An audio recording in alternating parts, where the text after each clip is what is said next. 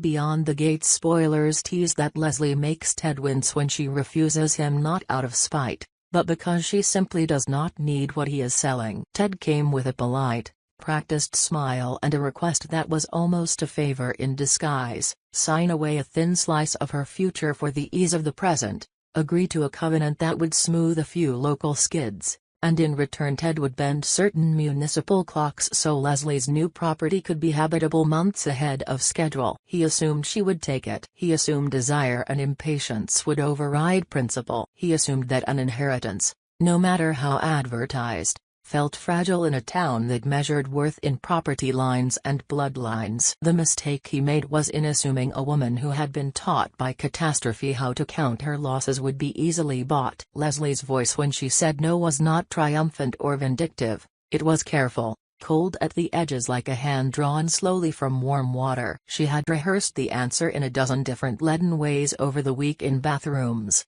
over borrowed phones, in the blurred reflection of the glass of her apartment. Years of going without had taught her to conserve anger as a tool, not a flare. She told Ted that she had the money. She reminded him that inheritance was not charity and that she would build her own way. Ted's jaw tightened. He had expected gratitude, or at worst a reluctant acceptance. Instead he got the inexplicable assurance of a woman who would not be rushed. When he left her sitting at the mahogany conference table, the town's late winter noon leaking through the blinds like rumpled vellum, she allowed herself a moment of relief and a sliver of shame. Relief because she had kept her autonomy, shame because the refusal left unspoken questions in his face. He had expected loyalty, or at least a quid pro quo that would keep him in good graces with the Duprees and their allies. He had not expected to be denied. In the microeconomics of small social worlds, money does not always buy silence. Sometimes,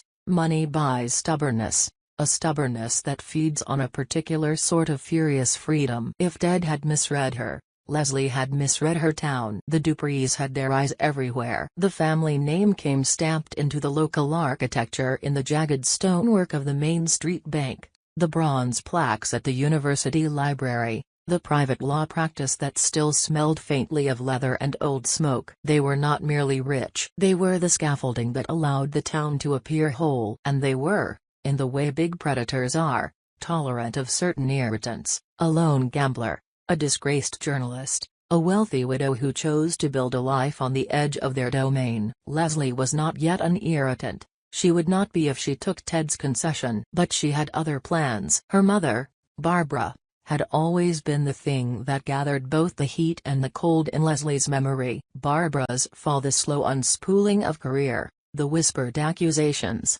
the final hollowed-out months sat with Leslie like an old Bruce. It was not that she resented being abandoned. She had learned to accept holes where people had been. She felt something darker about Anita. Anita was a figure who had stood on stages and in boardrooms with the kind of ferocious charm that could eat another woman's life as collateral. She had been sharp and loud and crowned with a kind of cleverness that made it easy for the town to choose her as the center of a new story. Leslie was convinced, with the certitude of grief, that Anita's ambition had pushed Barbara into choices that left her stranded and hollow, choices that culminated in a night too sharp to name. This was not a simple thing. Leslie did not tell herself in the language of headlines. She knew the complexity of human interaction, the inconvenient truth that cause is often braided with luck and cruelty and smaller failings. But the narrative that had taken over her life, that Anita's maneuvering had forced Barbara into abandoning her child, into a career-produced misery that ended in suicide, had become the lens for every evening she spent staring at the blueprints of the house she had bought. The house was small, the kind of building with a sleeping porch and traces of a garden someone had loved and ignored. It sat 3 blocks from the Dupree estate, far enough to be independent, near enough to be insolent. She had bought it because she wanted to be close to Anita the way a hawk likes to be within sight of a rabbit warren. When the city's preservation board announced a 3-month delay for permits, a bureaucratic hurdle that read like a personal affront, Leslie felt the old, familiar itch to strike. There are 2 ways to answer delay: capitulation or invention. She had money enough to buy the quickness she desired, But she found that money without a purpose was an old man's coin. It warmed the hands for a moment and then did nothing. She needed something that would take away the ache of waiting and the lust for proving herself right about Anita. That something came in the form of a smoky,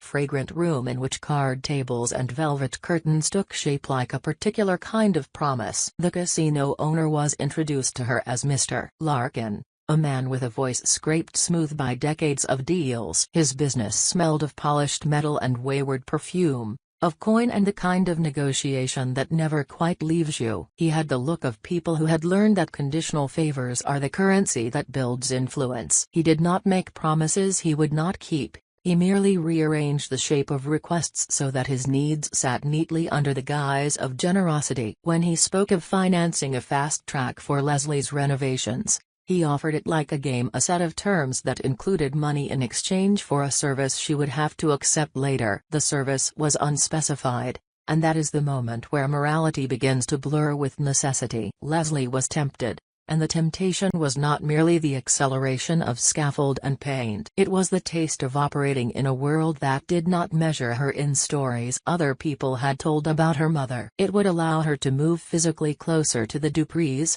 to press her presence like a quiet foot on the soft back of their suburban consciousness. She enjoyed the idea of someone who had taken everything from her. In her mind it was Anita, in the town's account it was a collective process of choosing whom to love and whom to leave, being surprised, finally, by what she could afford. At the casino she first heard Joey's name as an afterthought, a rumor folded into the clink of chips. Joey Montefiore, someone had said. Like a punctuation. Leslie had her face turned away from the table toward an oil painting in which a woman held a string of pearls and a horse ran in the distance. Joey, the town whispered, had everything and a taste for tidy narratives. He had made his fortune in construction and hospitality, two industries that learned how to feed off the skin of a small town. He had been married, very publicly, to a woman who had carried a social media presence like a banner.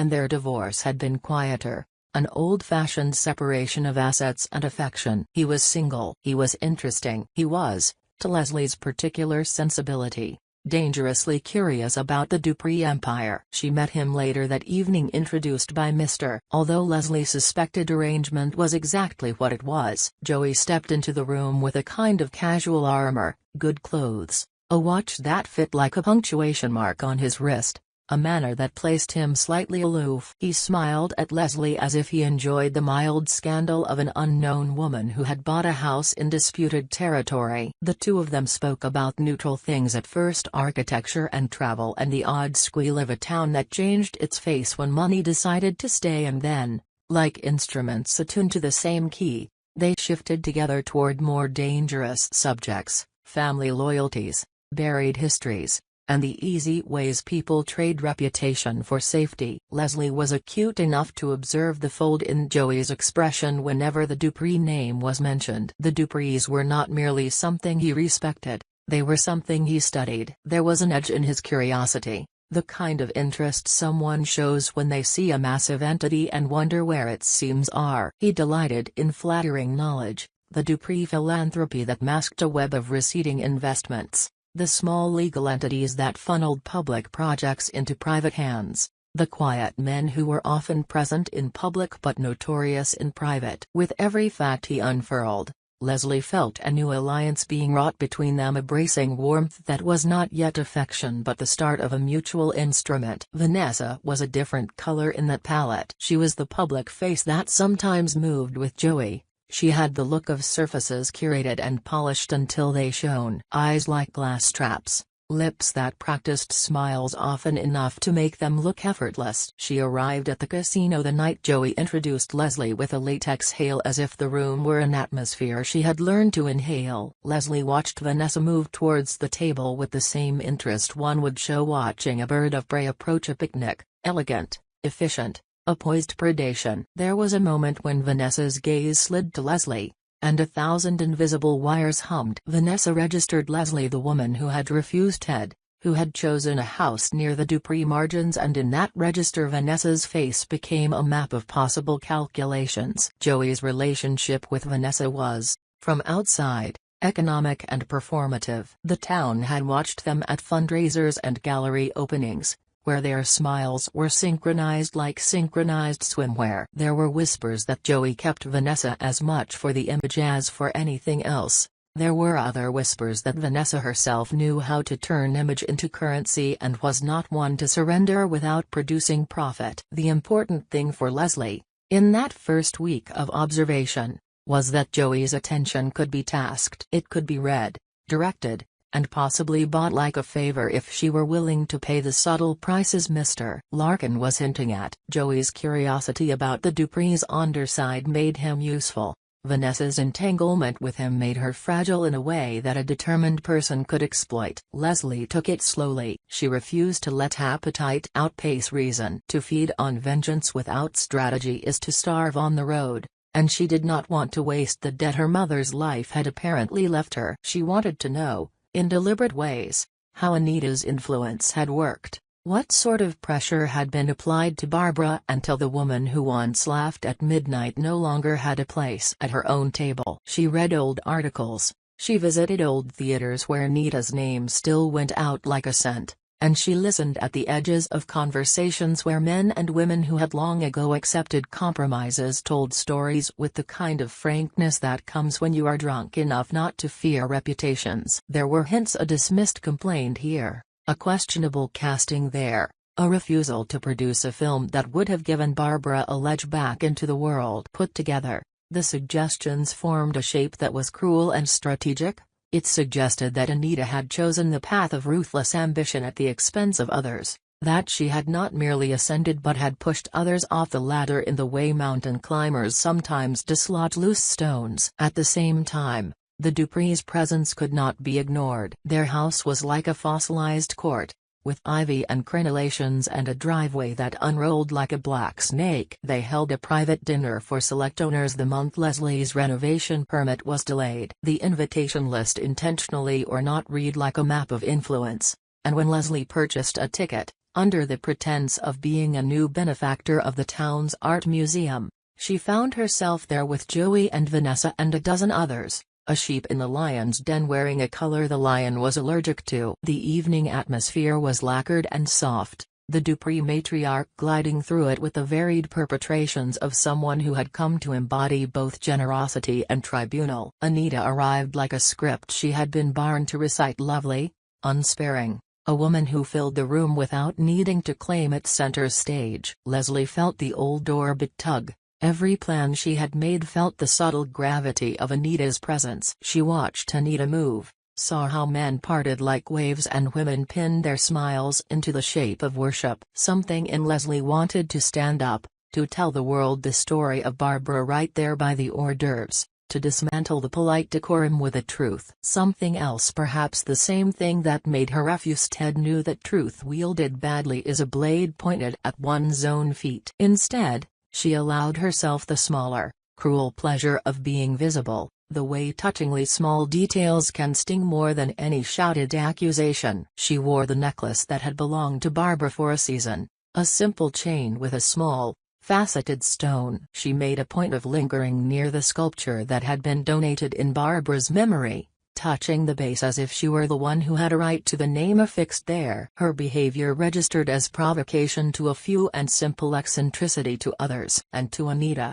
perhaps, it registered as curiosity. She glanced at Leslie's hands, at the stone, at the woman's eyes, and then moved on as if the matter was merely a moth skittering across a drawing room light. Joey, who had been like a wind among the guests, followed Leslie as if tracking a new scent. In a quiet moment near a winter window, he asked her about the house. Her answer was the sort of thing that made men like him pause. She was building a place to watch from. When he asked to explain, she told him the truth in part and the fiction in part. She told him about Barbara, about the accusation she carried in the neat chambers of her chest. To his face he was sympathetic. A map of surprise and then a small suggestion that he had his own reasons for not loving the Duprees too much. There was an intimacy in that mutual dislike, a sense of building a temporary confederation. What Leslie did not know was how many confederacies already existed above her head. There was skullduggery in his network and a generosity that asked for future accounting. Joey had friends in boardrooms who had quietly complained about the Dupree's monopolies. Vanessa, in private, had confided to close acquaintances that Joey had grown bored with easy victories and desired something rawer. There was a smell in the town like the aftertaste of a storm. Everything felt imminent, as if the sky were waiting for the first sound of thunder. The days that followed became exercises in calibration. Leslie began to play the long game, a conversation here with an old reporter who had once favored Barbara with kindness, a discreet dinner with a contractor who owed Joey a favor. A letter sent anonymously to the Preservation Board highlighting historical discrepancies in the Dupree's renovation permits. She had not yet crossed into malice, she was constructing the narrative foundation, the scaffolding for what she intended to be a revelation rather than a courtroom drama. She recruited people not from malice,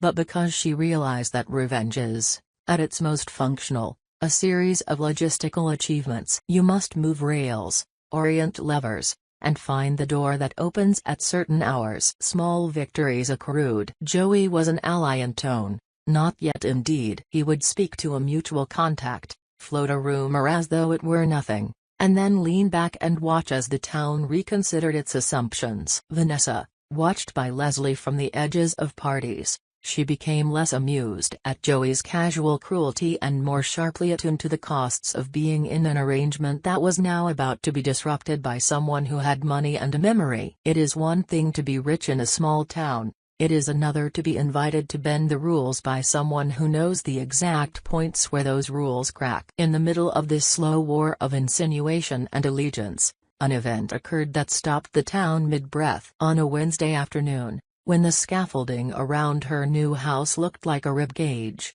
Leslie found in her mailbox an anonymous photograph. Barbara, at 28, smiling with the reckless clarity of youth, and beside her, unmistakably, Anita, arm around her waist, both women caught in an embrace that seemed candid and unguarded. The back of the photograph had a single word: remember. It was not an accusation. It wasn't even anonymous in intent. It was a provocation. It wanted her to feel before she thought. The photograph did what any good relic does: it sent a series of shockwaves through memory. Leslie took the photo to the one person she trusted least to keep a secret and most to understand its teeth, Mr. Larkin. He looked at it with the same slow attention with which an investor counts the weight of a coin. Old wounds, he said. They make the new ones sharper. He then offered Leslie what he had always offered: information in exchange for leverage. He would help her expedite the house if she agreed to make a discreet request on his behalf later. He made the request sound like the kind of small,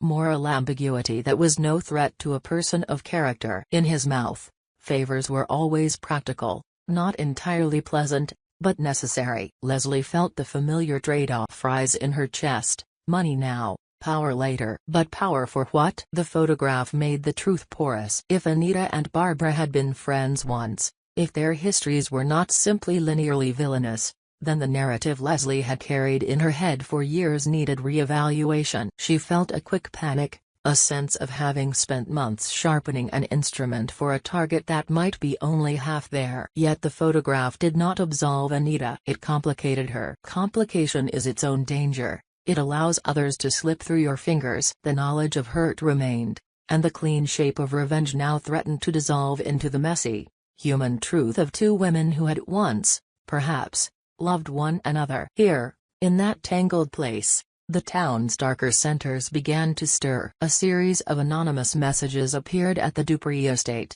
suggestions, hints, and then allegations lined up like breadcrumbs. Someone was forcing the town into the brutal constitutional of gossip. Joey, who had until now been a controlled wind, started to press his hand against old orders in ways that suggested he had found an appetite beyond curiosity. Vanessa, less enamored with the drama and more fearful of the outcome, made a mistake one night. She called Leslie and, with a brittle voice that cracked a little, asked a question that revealed more about her own fears than about Joey's loyalty. "Are you going to destroy everything?" she asked. Leslie did not know how to answer that without sounding monstrous. Her answer was not an answer at all, but something quieter. "I want the truth." The town hummed. Ted watched from a distance, nursing the bruise of refusal. He began to shift in ways that suggested he understood that Leslie's no had been both a rebuke and a proclamation. Mr. Larkin folded his hands and whistled softly as events began to line up like a strategy on a table. Joey pressed his face to the glass and watched the Dupree house at odd hours, as if the building itself were a scoreboard he could not yet read. Vanessa adjusted her lipstick in mirrors and wondered when she had become a costume rather than a person. Leslie, who had started this as a project, a plan to prove Anita's cruelty, found herself at the center of a moral radius that forced introspection. She had begun the process certain of her enemy and now found her certainty bending into multiple shapes. The photograph, the casino loan, Joey's curiosity, Ted's denial, all of these things were threads that could not be ignored if she were to build anything lasting. She had to make choices about what she was willing to use and whom she was willing to bruise in her pursuit of what she called justice. She decided, for now, to keep the photograph secret. Secrets are like fuel, you can burn them quickly in a bonfire or keep them slow and hot, simmering. She kept the photograph in a drawer, its edges crinkling like a small, silent wager. She took Mr. Larkin's offer to expedite the repairs but placed conditions. Any favor he required must be specific, small, and reversible. He agreed with a smile that suggested he wanted more than she would initially let him have. She understood the game. You tell them a limit and see whether they accept it. Some men will accept the limit and call it a victory. Others will push until they get a new, elastic boundary. Mr. Larkin's eyes glinted in the kind of way that told her he would test those edges. She welcomed the test. By the end of that month, the house had a roof, and the town had a rumor that was taking the shape of a scandal. Leslie, having refused to speak early, now found herself selecting words like a person placing stones across a river, carefully, with intention, with the knowledge that one wrong step could cause the current to overturn her footing. Womanhood, town politics, inheritance, and ambition, these were the elements she weaponized, as soft as silk and as sharp as glass. She wanted Anita to answer for what she believed had been done, but she found herself increasingly certain that the truth had more corners than the version she had cherished for years. There were nights when she would go and sit in the half-built house and listen to the groan of timber coming alive, feeling a peculiar kinship with the construction. Something old and damaged being given a new frame. Outside, the Dupree windows glowed like a great beast's eyes. Inside, under the sheltering beams, she allowed herself, for the first time in a long while, to imagine a life that was not defined solely by the chapter that had ended with Barbara. But the town's mechanisms had already begun to move. Remarks were made in the wrong places, allies were coaxed and swayed. An old photograph had become, even in its ambiguity, an accelerant. And then, one evening, as she sat scribbling notes and plans, the phone rang. It was Joey, voice low, urgent. "Meet me," he said. "There's something at the Dupree property you should see." "Not public." "Not yet." There was a small catch in his sentence that suggested he had reached a point where curiosity and investment had blurred. Leslie's heart thudded in the way it had when she'd heard Ted's offer and had said no. She had the feeling of standing at threshold not of a house, but of a life that might open into something she had not intended. She gathered the photograph, the small evidence of a past she carried like contraband, and climbed into the night. The town streets were emptying, the air smelling of rain that had not yet chosen to fall. As she drove towards the Dupree property, lights like beacons sliding past, she felt the peculiar clarity of a person who had committed to an action without knowing the full ledger of its cost. The house waited like a promise. The Duprees watched like a tribunal. Joey's car approached from the other direction, headlights cutting the dark. There are moments when the marrow of a story turns. Leslie did not know then which side would be the blade and which would be the shield. She knew only that she had chosen the field and that the players Ted, Mr. Larkin, Joey, Vanessa, Anita, The Duprees were all in positions that suggested an endgame was being set. She could feel the town's breath hold. The photograph in her pocket felt warm from where her hand rested on it. She had refused the convenience of Ted's offer and instead picked up a far more dangerous thing. The plot of a life she wanted returned, built in the shadow of names that had once taught her how to survive in a world that rewards the loud. At the gate where Joey's car idled, a man in a suit, one of the Dupree's clean hands, watched them, and when Leslie stepped out of her vehicle, the night seemed to contract. Inside the house, beyond the manicured hedges and the carved stone doorway, the world that had always felt remote began to flex. Joey's hand brushed her arm as he invited her in. "You didn't have to do this," he said. She smiled, because she did not want pity. She had not come to be rescued. She had came to watch. They entered together, and the house welcomed them with a hush like an animal inhaling. On the staircase, a framed photograph hung, a family portrait that included a younger Anita, her smile painted into a different expression. Leslie's breath caught. She reached into her pocket and felt the soft edge of the picture she had been carrying. Somewhere between that hold and the Dupree portrait,